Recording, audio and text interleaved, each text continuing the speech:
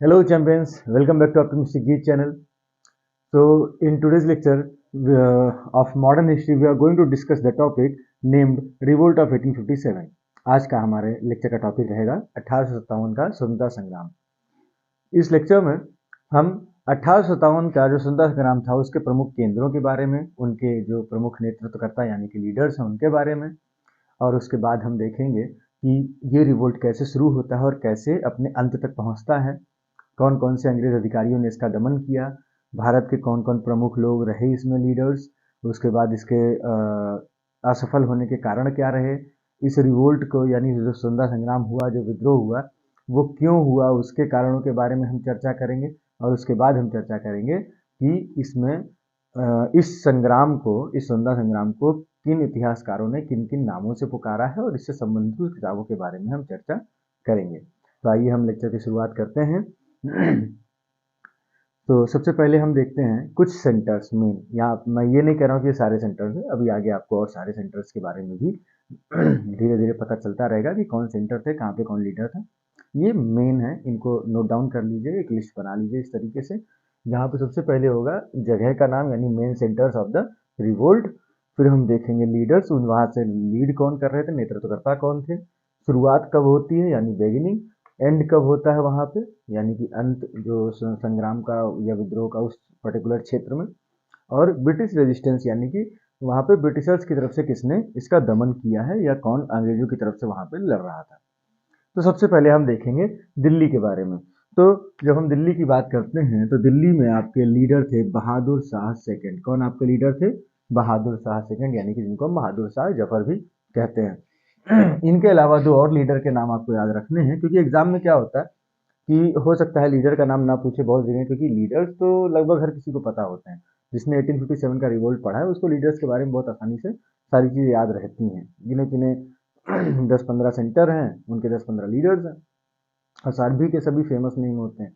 तो कभी कभी एग्जामिनर जो होता है, जो आपका पेपर सेटर होता है, वो थोड़ा सा ट्रिक लगाता है और मेन लीडर की बजाय किसी और का नाम दे देता है। इसलिए हमने एक दो लोगों के नाम और भी ऐड किए हैं जो आपके लीडर्स के अलावा हैं। तो जैसे हम देखेंगे बहादुर शाह सेकंड तो आपके मेन लीडर हो गए। इसके अलावा एक आपके थे बख्त खान हाकिम और एक आपके थे हसन उल्ला फिरोज शाह। कौन है? हसन उल्ला फिरोज शाह। ये दो नाम आपको और याद रखने हैं बहादुर शाह सेकंड के अलावा। कब दिल्ली में रिवोल्ट शुरू होता है? तो ये शुरू होता है 11th में 1857 और एंड होता है 20 सितंबर 1857, यानी 11 मई 1857 को दिल्ली में स्वतंत्रता संग्राम यानी कि विद्रोह शुरू होता है। दिल्ली का विद्रोह की अगर हम बात करें तो वो 11 मई 1857 में शुरू होता है और 20 सितंबर 1857 में वो खत्म हो जाता है। और अगर ब्रिटिश रेजिस्टेंस की बात करें यानी ब्रिटिश की तरफ से कौन कौन ऑफिसर्स थे, सबसे पहले आपके थे जॉन निकोलसन। उसके बाद में आपको तीन नाम और याद रखने हैं, एक है बर्नार्ड, एक है हडसन और एक है विलकबी। ठीक है, कौन कौन से नाम याद रखने हैं? John Nicholson, Bernard, Hudson, Willoughby. ये आपके हो गए दिल्ली से। दिल्ली जो आपका सेंटर था रिवोल्ट का, उससे रिलेटेड पॉइंट। आगे हम देखेंगे लखनऊ। तो जब हम लखनऊ की बात करते हैं तो the leader from the Lucknow was Begum Hazrat Mahal. Who was the leader from Lucknow? Begum Hazrat Mahal. And the second leader was Birjis Khan. The second leader was Birjis Khan. कौन है? Birjis Khan. If we discuss about the beginning of the revolt began on 4th June of 1857। 4 जून 1857 को लखनऊ में कब शुरू होता है? 4 जून 1857। और कब एंड होता है लखनऊ में? तो ये है 21 मार्च 1858, यानी कि 21 मार्च 1858 में रिवोल्ट फिनिश होता है, एंड होता है लखनऊ का। और यहाँ पे अगर हम ब्रिटिश रेजिस्टेंस की बात करें तो उसमें आएंगे आपके Henry Lawrence, English, Campbell, Havelock and Outram. कौन कौन आएंगे? तो ये आपके हैं Henry Lawrence, English, Campbell, Havelock और आउटरम। ये आपके हो गए लखनऊ के रिवोल्ट से रिलेटेड लोग। इसके बाद हम देखेंगे झांसी। तो झांसी से लीड है, जाहिर सी बात है, लगभग सबको पता होता है, रानी लक्ष्मीबाई। उसके अलावा अगर हम देखें तात्या टोपे ने भी झांसी में रानी लक्ष्मीबाई का साथ दिया था, वहाँ के युद्ध में, वहाँ की लड़ाई में, वहाँ के रिवोल्ट में। और यहाँ भी शुरू होता है 4 जून 1857 को। 4 जून 1857 को रिवोल्ट शुरू होता है और 3 अप्रैल 1858 को रिवोल्ट यहाँ पे खत्म होता है। 4 जून 1857 को शुरू होता है और 3 जून 1858 में ये रिवोल्ट वहाँ पे खत्म होता है। और यहाँ पे अंग्रेजों की तरफ से थे सर ह्यूज रोज, सर ह्यूज रोज कौन थे? सर ह्यूज रोज, ये नाम याद रखिएगा, इंपॉर्टेंट है क्योंकि झांसी का थोड़ा सा इंपॉर्टेंट पड़ता है, पूछते हैं एग्जाम में। इसके बाद हम देखेंगे कानपुर के बारे में। तो कानपुर से आपके लीड कर रहे थे नाना साहब पेशवा। कानपुर से कौन लीड कर रहे थे? नाना साहब पेशवा। उसके अलावा और कौन थे? तो उसके अलावा थे तात्या टोपे, अजीमुल्ला खान। तो मेन आपके हो गए नाना साहब पेशवा। उसके अलावा तात्या टोपे ने झांसी में भी मदद की थी संग्राम में, और यहाँ पे कानपुर में भी उन्होंने नाना साहब पेशवा की मदद की थी तात्या टोपे ने, और अजीमुल्ला खान। ये 3 नाम आपके हो गए कानपुर से। और कानपुर का रिवोल्ट शुरू होता है 5 जून 1857 को और एंड होता है 6 दिसंबर 1858 को, यानी 5 जून 1857 को आपका कानपुर में विद्रोह शुरू होता है और 6 दिसंबर 1858 को उसका दमन किया जाता है। यहाँ पे अगर हम बात करें इंग्लिश की तरफ से, तो एक आपके हैं सर ह्यूग व्हीलर और दूसरे हैं कॉलिन कैंपबेल। कौन कौन है? सर ह्यूग व्हीलर और उसके बाद है कॉलिन कैंपबेल। तो ये आपके कुछ मेन सेंटर्स हो गए, वहाँ के लीडर्स, वहाँ पे बिगिनिंग कब होती है, एंड कब होता है, ये सारी चीज़ें हमने यहाँ पे देखी। अब इसमें एक चीज़ और आपको इंटरेस्टिंग सी बताना चाह रहा था मैं, कि जो आपके अभी नाम आपने पढ़ा तात्या टोपे, तात्या टोपे का आपने नाम पढ़ा, आपको पता है तात्या टोपे का ओरिजिनल नाम क्या था? तात्या टोपे का ओरिजिनल नाम क्या था? नोट डाउन कर लीजिएगा, एग्जाम्स में पूछा जाता है। तो ये आपका है रामचंद्र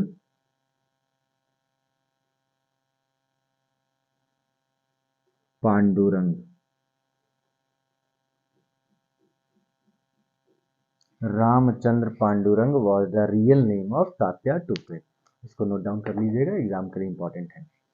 तो ठीक है, अब हम आगे बढ़ते हैं और अब हम देखेंगे सीधे रिवोल्ट कैसे शुरू होता है, कहाँ से शुरू होता है और क्या क्या चीज़ें उसमें होती हैं।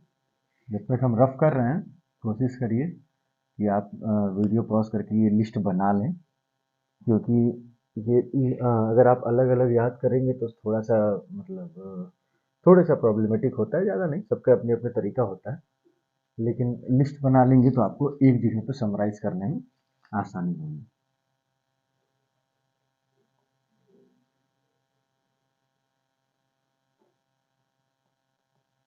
अब इसके बाद हेडिंग डाल लीजिए रिवोल्ट ऑफ 1857 वॉर, मतलब युद्ध।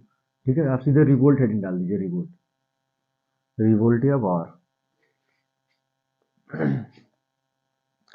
अब हम देखते हैं कैसे, कहाँ पे क्या कहानी शुरू हो रही है आपके रिवोल्ट से रिलेटेड। ठीक है, तो सबसे पहले हम देखेंगे आपका 1857 में 2 फरवरी। तो सबसे पहले आपका आएगा 2 फेब 1857, कोर्स ऑफ वॉर है ये। ठीक है, 2 फरवरी 1857 को क्या होता है? The 19th native infantry at Baharampur, at Baharampur भी आप कह सकते हैं।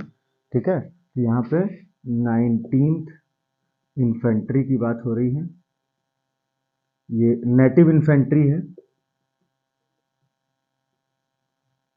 ठीक है, एक बटालियन है, 19th नेटिव इन्फेंट्री, और कहाँ पे है?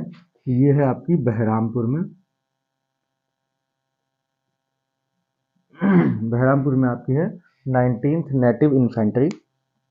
refused to use the new introduced infield rifle accompanied by greased cartridges was disbanded।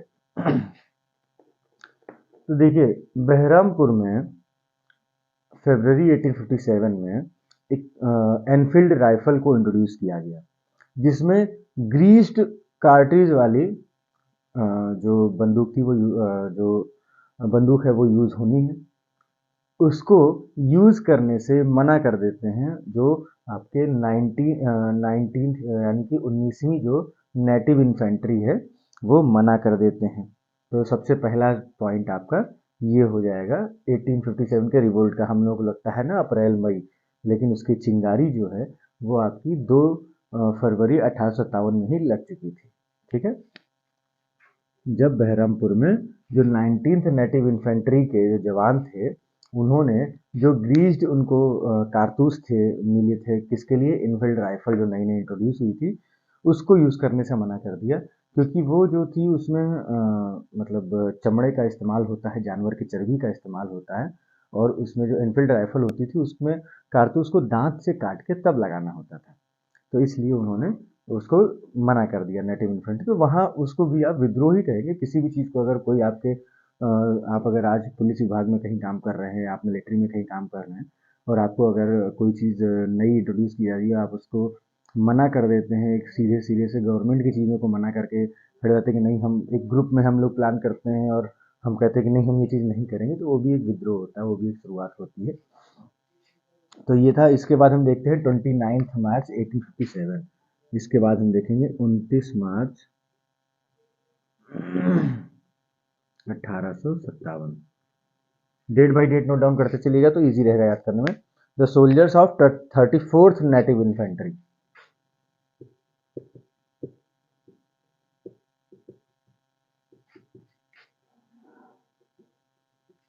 अब यहाँ पे किसकी बात हो रही है? 34वीं जो आपकी नेटिव इन्फेंट्री थी, 34वीं जो बटालियन थी उसकी बात हो रही है। Under the leadership of Mangal Pandey. यहाँ पे लीडर कौन है?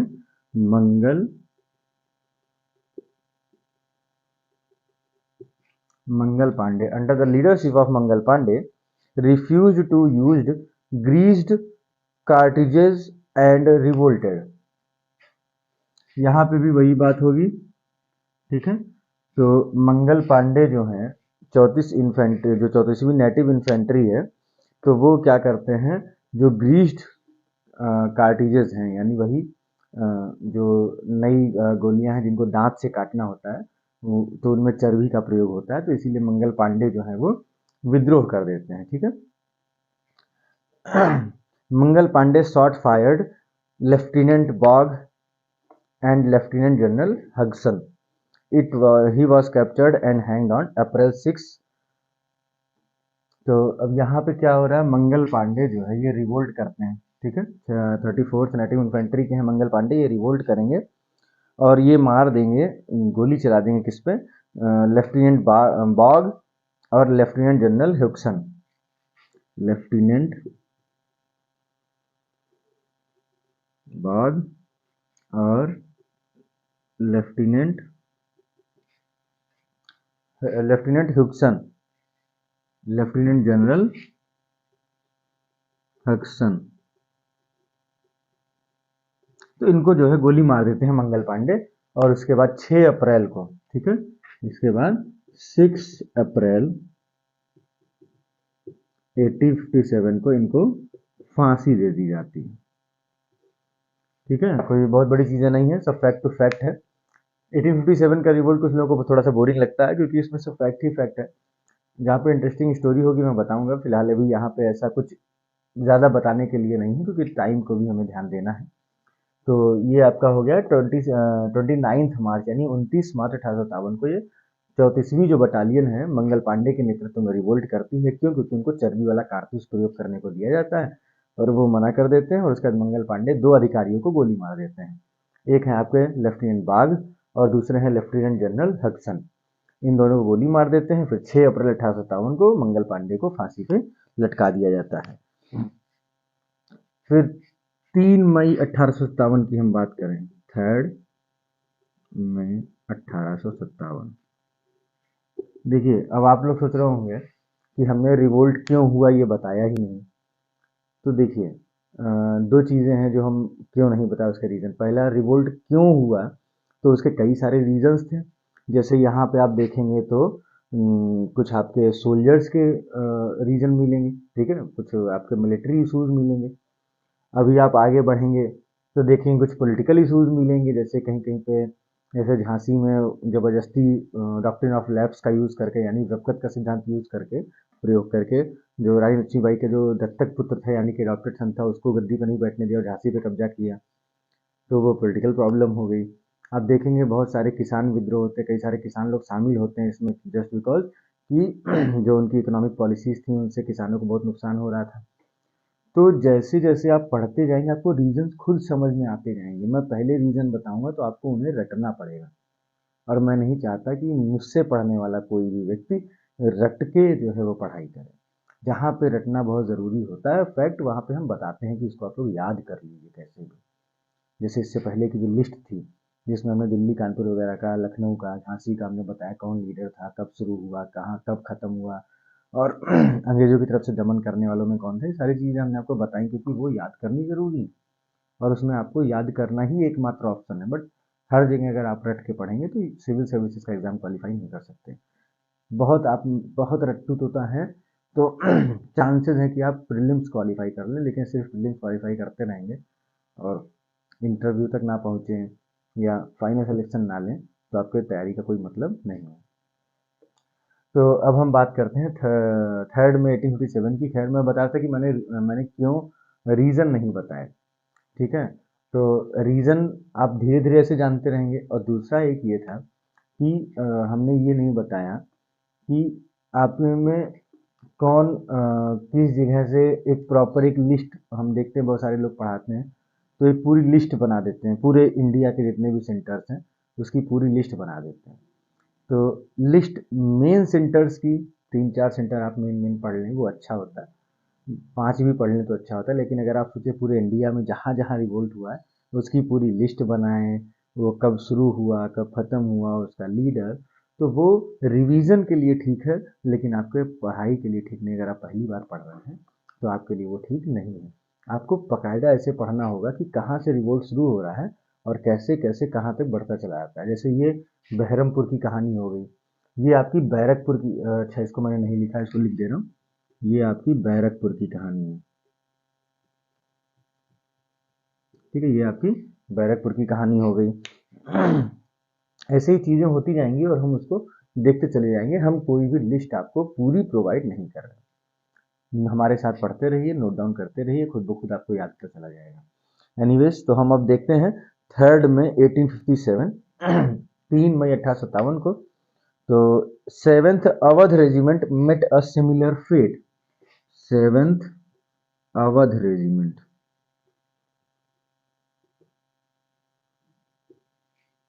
जो 7वीं अवध बटालियन है, 7वीं अवध रेजिमेंट है, वहाँ पे भी सेम यही कहानी होती है कि वहाँ पे वही कारतूस मिलता है, वो ग्रीस्ड कार्टिजेज मिलते हैं जिनमें चर्बी का यूज होता है, वहाँ पे मना कर दिया जाता है, वो लोग रिवोल्ट करते हैं। तो यही सेम कहानी आपकी 3 मई 1857 को अवध रेजिमेंट में दोहराई गई। कौन सी रेजिमेंट की? 7वीं अवध रेजिमेंट।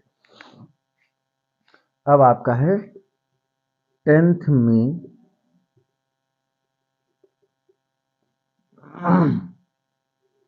1857, 10 मई 1857।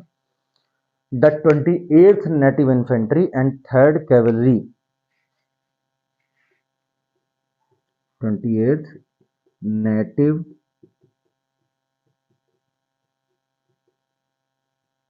इन्फेंट्री एंड थर्ड कैवलरी,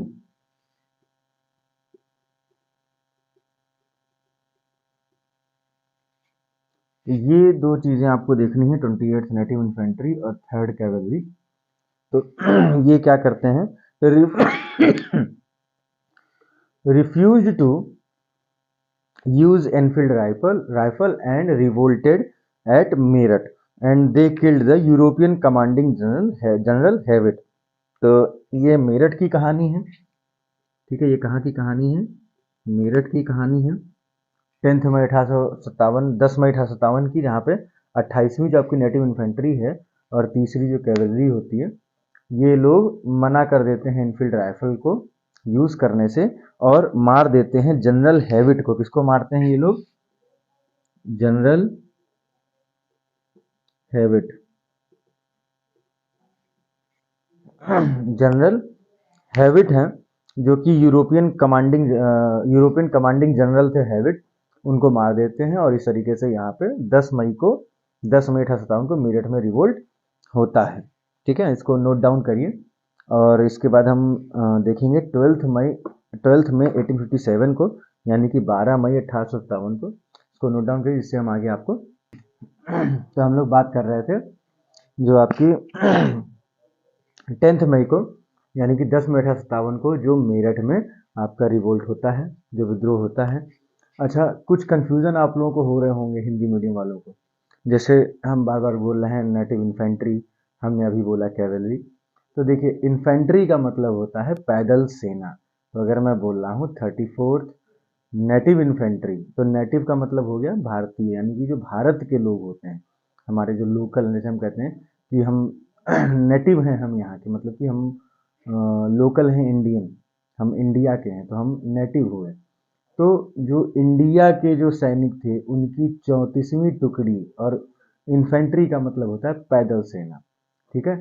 तो 34वीं पैदल सेना की टुकड़ी की हम बात कर रहे हैं, ठीक। और वैसे ही हमने बोला थर्ड कैवलरी, तो कैवलरी का मतलब होता है घुड़सवार सेना, घोड़े पर जो सेना की टुकड़ी होती है, सेना होती है, उसको हम बोलते हैं कैवलरी, ठीक है। तो जो आपका 10 मई 1857 की बात अगर हम करें, तो कौन सी दो चीज़ों के नाम याद रखने हैं, तो 34th नेटिव इन्फेंट्री यानी कि 34वीं पैदल सेना की जो भारतीय टुकड़ी थी, और उसके अलावा थर्ड कैवलरी यानी कि जो तीसरी आपकी घुड़सवार सेना थी। बटालियन होते ना, 34वीं बटालियन, 10वीं बटालियन, वैसे ही तीसरी बटालियन थी घुड़सवार सेना की। तो ये आपका था। अब हम देखते हैं 12 मई 1857 को। अब मेरठ में रिवोल्ट शुरू हो चुका है। देखिए रिवोल्ट आपका देखा जाए तो चिंगारी कब की लगी हुई है, चिंगारी आपकी लगी हुई है 2 फरवरी 1857 से, 2 फरवरी 1857 से। लेकिन प्रमुख रूप से हम कहते हैं कि रिवोल्ट शुरू होता है मेरठ में 10 मई 1857 को। क्यों? क्योंकि उससे पहले चाहे वो बहरामपुर का 2 फरवरी का हो, चाहे वो बैरकपुर का 29 मार्च का हो, तो वो सब बढ़ते बढ़ते आपके एक बड़े रिवोल्ट का रूप नहीं ले पाए थे, एक छोटे से क्षेत्र में ही रह गए थे। लेकिन यह जो मेरठ में जब 10 मई को 34वीं जो बटालियन है पैदल सेना की, और जो तीसरी बटालियन है आपकी घुड़सवार सेना की, जब ये लोग वहाँ पर रिवोल्ट करते हैं और यूरोपियन कमांडर जनरल हैविट को, यूरोपियन कमांडिंग जनरल हैविट को मार देते हैं, तो उसके बाद में जो सेना है वो पहुंचती है दिल्ली। जो ये विद्रोह किया है जिन सैनिकों ने, वो लोग अब पहुंचेंगे दिल्ली। उनका प्लान अब ये है कि हम दिल्ली पहुंच के जो मुगल हमारे हैं शासक उनको हम दोबारा गद्दी पे बैठाएंगे और उनके अंडर में हम युद्ध करेंगे और अंग्रेजों को हम भारत से भगा देंगे। ये पूरा उनके दिमाग में प्लान आता है। यही आपका पहला स्वतंत्रता संग्राम का प्लानिंग था। अब क्या होता है, मेरठ से वो निकलते हैं और 12 में 1857 को, 12 मई 1857 को वो दिल्ली को कैप्चर कर लेते हैं, ठीक है। Sepoys captured Delhi. तो जो सिपाही वो 10 मई 1857 को मेरठ से चले थे, उन्होंने 12 मई 1857 में दिल्ली पे कब्जा कर लिया। और उसके साथ ही साथ उन्होंने जो इंग्लिश पॉलिटिकल एजेंट थे साइमन फ्रेजर, ठीक है, यहाँ पे कई लोगों को मार देते हैं, इसमें एक नाम आपको याद रखना है, साइमन फ्रेजर। साइमन फ्रेजर इनको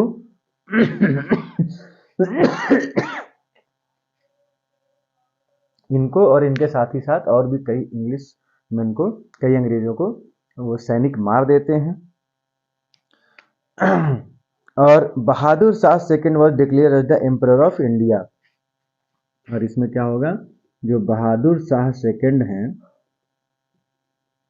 बहादुर शाह सेकंड हैं, ये एम्परर ऑफ इंडिया अनाउंस किए जाएंगे। एम्परर ऑफ इंडिया, यानी कि जो बहादुर शाह जफर हैं, बहादुर शाह द्वितीय हैं, वो स्वयं को भारत का बादशाह घोषित कर देंगे। But he was the nominal leader. ये कौन है, नॉमिनल यानी कि नाम मात्र के हैं, नॉमिनल लीडर। अगर हम देखें एक्चुअल पावर्स किसके हाथ में थी, रियल पावर किसके हाथ में थी, तो यहाँ पे रियल पावर की जब हम बात करते हैं तो वो है बख्त खान। कौन है, बख्त खान। आपको याद होगा जब अभी हमने दिल्ली का बताया तो वहां पे हमने बहादुर शाह सेकंड के बाद में बख्त खान का नाम लिया था और हसन उल्लाह फिरोज शाह का नाम लिया था। तो ये आपका रियल पावर किसके हाथ में है, बख्त खान के हाथ में है। The city of Delhi was recaptured by the English on 20 सितंबर 1857। तो कहानी यहाँ शुरू हुई और 20 सितंबर को कहानी खत्म हो जाएगी। recaptured by English.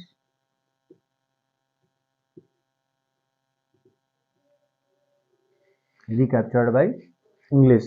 तो 12 मई 1857 को जो मेरठ से सिपाही आते हैं, बहादुर शाह सेकंड को वो भारत का बादशाह घोषित करते हैं, भारत का राजा घोषित करते हैं, और उसके बाद में वो दिल्ली पे कब्जा कर लेते हैं। 12 मई 1857 को साइमन फ्रेजर और ऐसे कई सारे अंग्रेजों को मार देते हैं। और जो है बहादुर शाह सेकंड, जिनको एम्परर ऑफ इंडिया घोषित किया गया, राजा भारत का बादशाह घोषित किया गया, वो नॉमिनल लीडर होते हैं, नाम मात्र के लीडर होते हैं। असली सत्य की वो बहुत बुजुर्ग हो चुके थे, बहुत बूढ़े हो चुके थे। तो इन असली शक्तियाँ जो थी बख्त खान के हाथ में थी, ठीक है। और इसके बाद में 20 सितंबर 1857 को इंग्लिश जो है, जो ब्रिटिशर्स हैं, अंग्रेज जो है, वो दोबारा से कब्जा कर लेते हैं दिल्ली पे। और इसमें किसने सबसे ज़्यादा क्रेडिट किसको जाता है, अगर हम देखें किसने सीज किया था, तो ये थे बर्नार्ड और विल्सन। कौन थे? बर्नार्ड और विल्सन। रिकैप्चर्ड बाय इंग्लिश, इसमें आपके आएंगे बर्नार्ड और विल्सन। बर्नार्ड और Wilson, they recaptured English Delhi. And lieutenant Hudson, ठीक है। अब इसी में एक और नाम याद रखना है, लेफ्टिनेंट हडसन। इन्होंने गिरफ्तार किया था किसको? बहादुर शाह सेकंड को, ठीक है। लेफ्टिनेंट हडसन अरेस्टेड बहादुर शाह सेकंड, अरेस्टेड बहादुर शाह,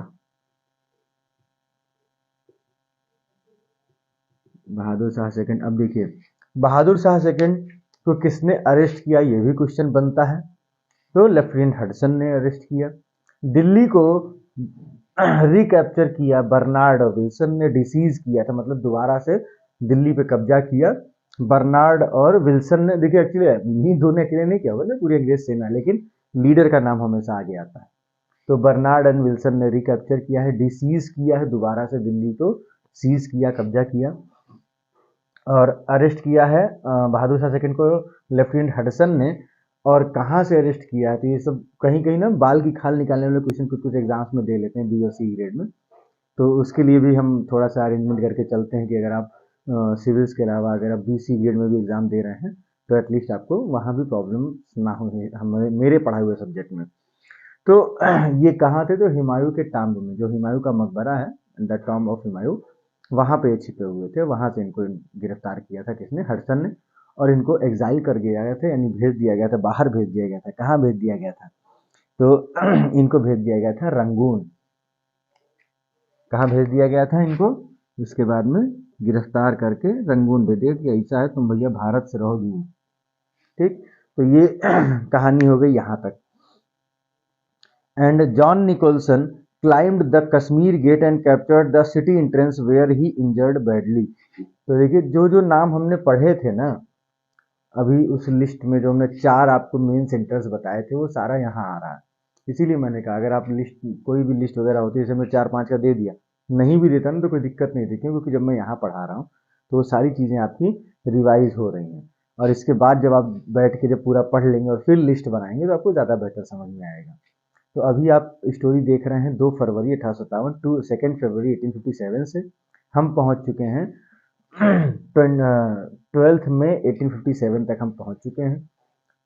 अब इसके बाद हम देखते हैं उसमें हमने जो जो नाम लिए थे उसमें एक नाम रह गया है निकोलसन। तो निकोलसन ने क्या किया था? Nicholson climbed the Kashmir gate and captured the city entrance. तो अगर आपसे पूछा जाए कि दिल्ली का जो कश्मीर गेट है उस पे उसको किसने कैप्चर किया, उस पे किसने कब्जा किया था, तो वो आपके हैं जॉन निकोलसन। कौन है? John Nicholson captured the Kashmir gate, ठीक है, याद रखिएगा। वो दिल्ली का एंट्रेंस था एक्चुअली, तो उसको इन्होंने कश्मीर गेट को सीज कर दिया था। इसके बाद हम बात करते हैं 4 जून 1857 के बारे में। 4 जून 1857, इसको नोट डाउन कर लीजिएगा वीडियो पॉज करके।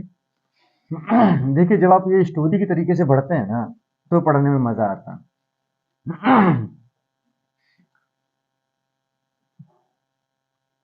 हम उन लोगों की तरह नहीं है जो यूट्यूब पे आके बस आपको शॉर्ट में थोड़ा सा बता दिया और चीज़ें हो गई, ऐसी चीज़ें मुझे नहीं करनी। धीमे चलेंगे, लेकिन जितना पढ़ेंगे वो ऐसा पढ़ेंगे कि फिर उसके बाद आपको प्री मेंस किसी भी चीज़ के लिए, कभी भी किसी जनरल डिस्कशन के लिए भी उस टॉपिक को कहीं और से पढ़ना ना पड़े। अब हम बात करते हैं आपके 4 जून 1857 की। जरा उस लिस्ट में से याद करके बताइए 4 जून को कहाँ शुरू हुआ था रिवोल्ट। चलिए याद आ गया होगा तो बेहतर है, नहीं याद आया होगा तो थोड़ा सा ध्यान दीजिए। लखनऊ, ठीक है। The revolt took place at Lucknow which was led by Begum Hazrat Mahal the Begum of Awadh. She proclaimed her son Birjis Khan as the Nawab of Awadh. तो ये आपकी कहानी शुरू होगी लखनऊ से, ठीक है। यहाँ पे लीड कर रही हैं बेगम हजरत महल, इनका सन है बिरजिस खान, ठीक है। इसको इन्होंने नवाब ऑफ अवध अनाउंस कर दिया, नवाब ऑफ अवध अनाउंस कर दिया। किसने? बेगम हजरत महल ने। बिरजिस खान मैं लिख दिया हूँ, I am really sorry for that, it's Birjis Qadir. देखिए ये दोनों नाम आपके उस लिस्ट में आए थे, तो लिस्ट अगर आप बनाते हैं, याद करते हैं तो ठीक है, नहीं तो आप इसको पढ़ने के बाद लिस्ट बना सकते हैं दोबारा अपनी। तो Henry Lawrence the chief commissioner of Awadh was died fighting in the hands of rebel Brig English continued to defend in Lucknow against heavy odds. General Havelock and Outram attempted to neutralize rebel and recapture Lucknow but failed. तो किसका किसका नाम आ चुका है लखनऊ के revolt में, तो हमने लिस्ट में देखा था और यहाँ भी हम देखते हैं। तो जो हेनरी लॉरेंस हैं वो चीफ कमिश्नर हैं अवध के, उनकी इस रिवोल्ट में डेथ हो जाती है लड़ते हुए। उसके बाद इंग्लिश हैं, INGLIS, इंग्लिश, हमने आपको लिस्ट में भी बताया था नाम ये। तो जो इंग्लिश हैं ही कंटिन्यू टू डिफेंड इन लखनऊ, वो लखनऊ में लगातार विश्व विद्रोह का दमन करने की कोशिश कर रहे हैं। हैवलॉक हैं, आउटरम हैं, ये लोग भी लगे हुए हैं लेकिन फेल हो जाते हैं। इसके बाद में नवंबर 1857 में sir Colin Campbell entered the city and with the help of Gorkha regiment and evacuated Europeans. The revolt was suppressed and city was recaptured on 21st March 1858. Begum Hazrat Mahal escaped to Nepal. क्या कहानी समझ में आई? इन्होंने revolt शुरू किया, ये lead कर रही हैं। इन्होंने अपने बेटे बिरजिस कादिर को अवध का अगला नवाब अनाउंस कर दिया और अब इंग्लिश की तरफ से, ब्रिटिशर्स की तरफ से किसका किसका नाम आ गया था लिस्ट में, आप देख लीजिएगा। आप दोबारा लिखना थोड़ा सा मुझे टाइम वेस्ट लगेगा। जैसे कि आपके हेनरी लॉरेंस हैं, ठीक है, ये चीफ कमिश्नर थे, तो इनकी डेथ हो जाती है उस रिवोल्ट में। उसके बाद में जो आपके इंग्लिश हैं, INGLIS, इंग्लिश, तो इंग्लिश जो आपके ब्रिटिश ऑफिसर थे, ब्रिगेडियर इंग्लिश, वो लगे हुए हैं आपके, हैवलॉक लगे हुए हैं, आउटरम लगे हुए, सब लगे हुए हैं लेकिन दबा नहीं पा रहा, ठीक है। इसके बाद एंट्री होती है नवंबर 1857 में, नवंबर 1857 में एंट्री होती है कैंपबेल की। किसकी होती है? कॉलिन कैंपबेल की एंट्री होती है। और जब कॉलिन कैंपबेल की एंट्री होती है तो उसके बाद यही जाके 21 मार्च 1858 में, 21 मार्च 1858, 21 मार्च 1858 को जो आपका लखनऊ का रिवोल्ट था, जो लखनऊ का विद्रोह था, उसका दमन करते हैं, उसको ख़त्म करते हैं। और जो बेगम हजरत महल हैं ये चली जाती हैं नेपाल। कहाँ चली जाती हैं? नेपाल भाग जाती हैं। ये आपका हो गया लखनऊ की कहानी। इसके बाद हम देखते हैं झांसी के बारे में। 4 जून 1857, उधर 4 जून को लखनऊ में भी, यानी कि लखनऊ में भी चीज़ें हो रही हैं और इधर 4 जून को झांसी में भी कहानी बन रही है। झांसी वाली कहानी आप लोगों में से बहुतों को पता होगी। Rani Laxmibai, widow of late king Gangadhar, तो इनके हस्बैंड का नाम क्या था, जो झांसी की रानी थी, रानी लक्ष्मीबाई, यहाँ पे ये थी रानी लक्ष्मीबाई, झांसी की रानी लक्ष्मीबाई थी। इनके हस्बैंड का नाम था, मतलब ये हस्बैंड की डेथ हो गई थी रानी लक्ष्मीबाई के जो हस्बैंड थे उनकी डेथ हो गई थी, और उनका नाम था गंगाधर। गंगाधर की पत्नी थी किंग गंगाधर। तो हुआ क्या था, स्टोरी कहाँ की है कि जो गंगाधर हैं, इनकी नई शादी हुई थी राय लक्ष्मीबाई की, और गंगाधर की भी हाल फिलहाल में शादी हुई थी, और गंगाधर की डेथ हो जाती है। तो इसकी वजह से इनका कोई भी सन या डॉटर नहीं है। और उस समय ब्रिटिशर्स एक डॉक्ट्रिन ऑफ लैप्स यानी कि व्यपगत का सिद्धांत जो था, उसके अंतर्गत उन्होंने कहा था कि जिस भी नेटिव स्टेट यानी कि जो हमारे घरेलू जो राज्य हैं, जो आपके क्षेत्र हैं, वहाँ पे यदि राजा का कोई वारिस नहीं है, कोई लीगल वारिस नहीं है, तो वो क्षेत्र जो है वो अंग्रेजों के कब्जे में आ जाएगा, और आपका वो लीगल सन होना चाहिए, अडॉप्टेड नहीं होना चाहिए। ठीक है, बायोलॉजिकल सन आपका होना चाहिए क्वीन और किंग का, तभी वो अगला किंग या प्रिंस बनेगा। लेकिन अगर आपका कोई बायोलॉजिकल सन नहीं है, बायोलॉजिकल डॉटर नहीं है, तो एडॉप्टेड सन आपका राजा नहीं बन सकता। रानी लक्ष्मीबाई का एक एडॉप्टेड सन था, ठीक है, दत्तक पुत्र, उसको वो राजा बनाना चाहती थी। अंग्रेजों ने कहा कि वो आपका एडॉप्टेड है, वो आपका दत्तक पुत्र है, इसलिए वो राजा नहीं बन सकता, हम झांसी अब हमारे कब्जे में आ जाएगा। किसके अंतर्गत? व्यपगत के सिद्धांत के अंतर्गत, डॉक्ट्रिन ऑफ लैप्स के अंतर्गत। तो फिर जो झांसी की रानी है रानी लक्ष्मीबाई, वो रिवोल्ट करती हैं, वो विद्रोह करती हैं। She captured Gwalior fort with the help of Tatya Tope and Sindhias took shelter in Agra.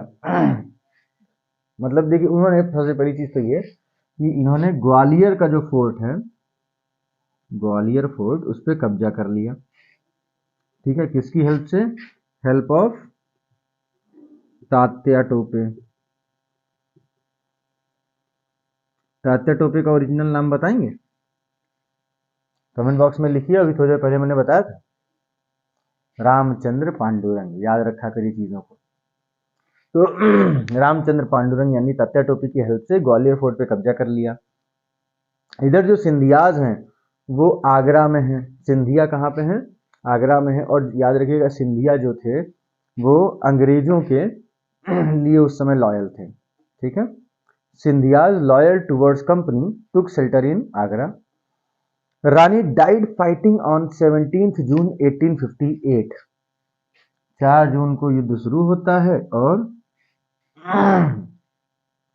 17 जून को इनकी डेथ हो जाती है। 17 जून को लड़ते हुए ये वीरगति को प्राप्त होती हैं। रानी लक्ष्मीबाई वीरगति को प्राप्त होती हैं। Under English army under the leadership of general Hugh Rose. English की तरफ से कौन से थे यहाँ पे? कौन लीड कर रहे थे? General Hughes Rose. General Hughes Rose ये लीड कर रहे थे अंग्रेजों की तरफ से। General Hughes Rose captured Jhansi on 3 April 1858। ये कब खत्म होगा? तो 3 अप्रैल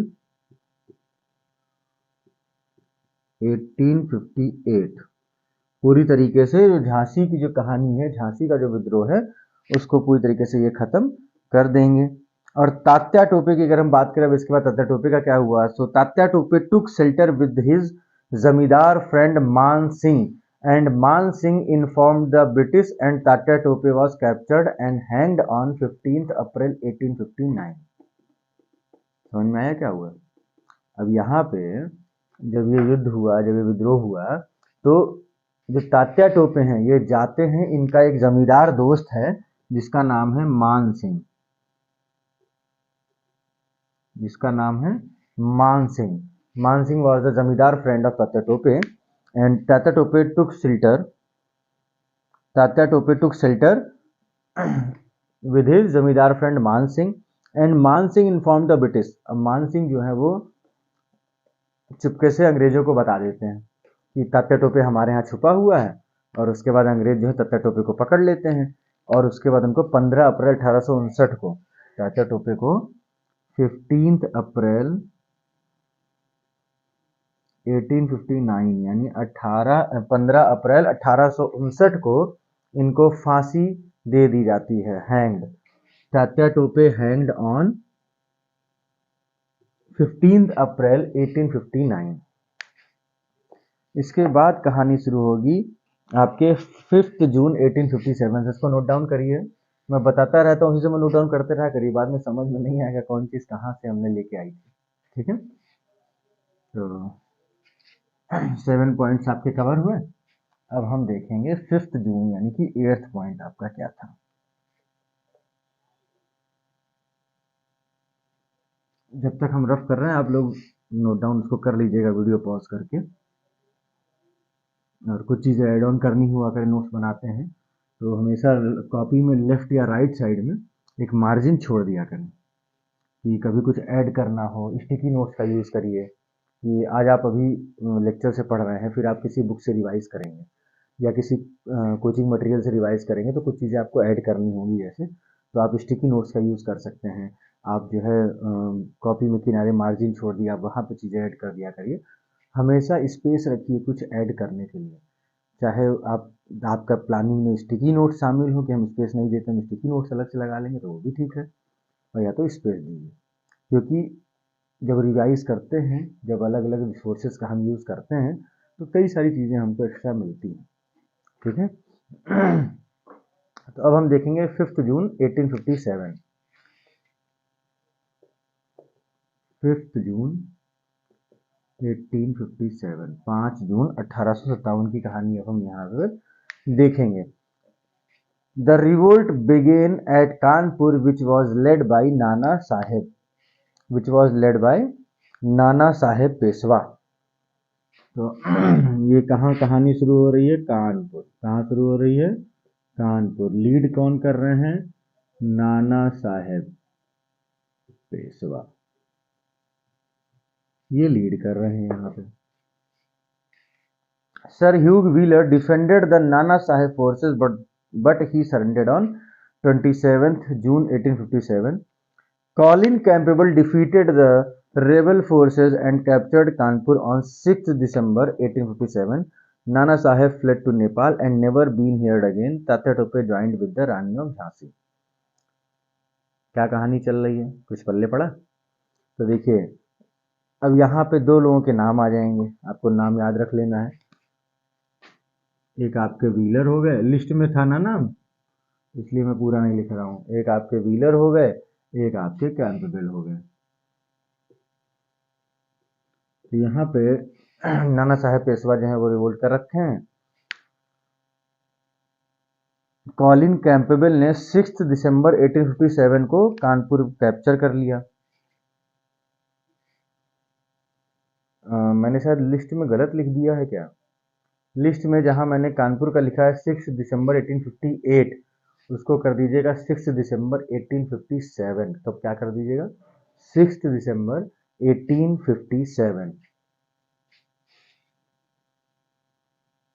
तो 6 दिसंबर 1857 को कब्जा हो जाता है कानपुर पे अंग्रेजों का। वापस से कौन करता है? कैंपबेल करते हैं। कौन करता है? कैंपबेल करते हैं। सर ह्यूग व्हीलर तो जो है 27 जून 1857 को सरेंडर कर दिए थे नाना साहब के सामने, नाना साहब की सेना के आगे। अब यहाँ पे क्या हुआ, नाना साहब पेशवा की हेल्प कर रहे थे तात्या टोपे। अब वो वहाँ से चले गए झांसी। कहाँ चले गए? झांसी। जो हमने अभी पढ़ा था कि झांसी में तात्या टोपे जाते हैं और आयन सुबाई के साथ में ग्वालियर के किले जीतने में उनकी मदद करते हैं। तो वही सेम चीज़ हम यहाँ पे देख रहे हैं। तो अभी क्या हो रहा है, नाना साहेब पेशवा जो हैं, जब यहाँ पे कानपुर को वापस से कैप्चर कर लिया है 6 दिसंबर 1857 को, जो 6 दिसंबर 1857 को कैंपबेल ने कब्जा कर लिया, तो नाना साहेब पेशवा चले गए नेपाल और उसके बाद कभी उनके बारे में सुनने को नहीं मिला, कभी वो न्यूज़ में उसके बाद नहीं आए। और तात्या टोपे ने ज्वाइन कर लिया झांसी की रानी को। इसके बाद हम कुछ और रिवोल्ट्स देखते हैं, ठीक है। तो इसमें एक आपका, अगर हम बिहार की बात करें, कहाँ की बात करें, बिहार की अगर हम बात करें, तो बिहार में लीड कर रहे थे कुंवर सिंह एंड अमर सिंह। बिहार में कौन लीड कर रहे थे? कुंवर सिंह एंड अमर सिंह। कुंवर सिंह और अमर सिंह लीड कर रहे हैं बिहार से। बरेली से हैं खान, बरेली से हैं खान बहादुर खान।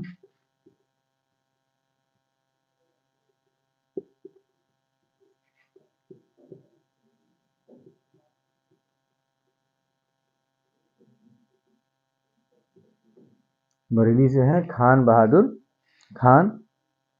फैजाबाद से हैं मौलवी अहमदुल्ला।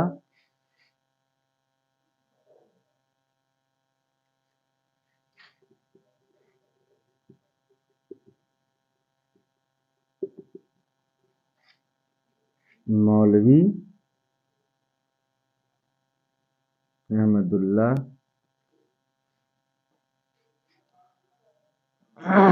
कुल्लू से हैं राणा प्रताप सिंह एंड वीर सिंह।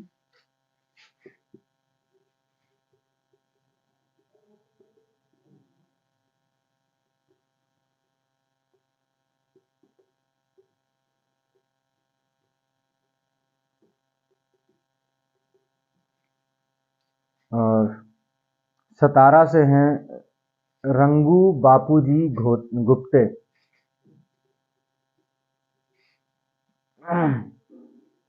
रंगू बापूजी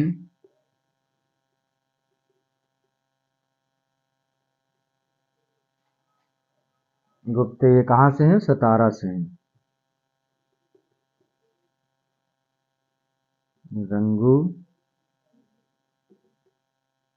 बापूजी गुप्ते। और 14 नंबर आपके हैं असम। असम में आपके हैं दीवान मनराम दत्त। असम में कौन लीड कर रहा है? असम में तो ये आपके हैं दीवान मनराम दत्त।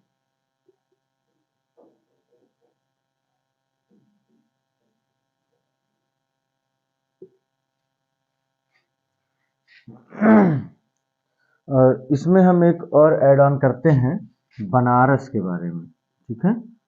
15 पॉइंट आपका है बनारस।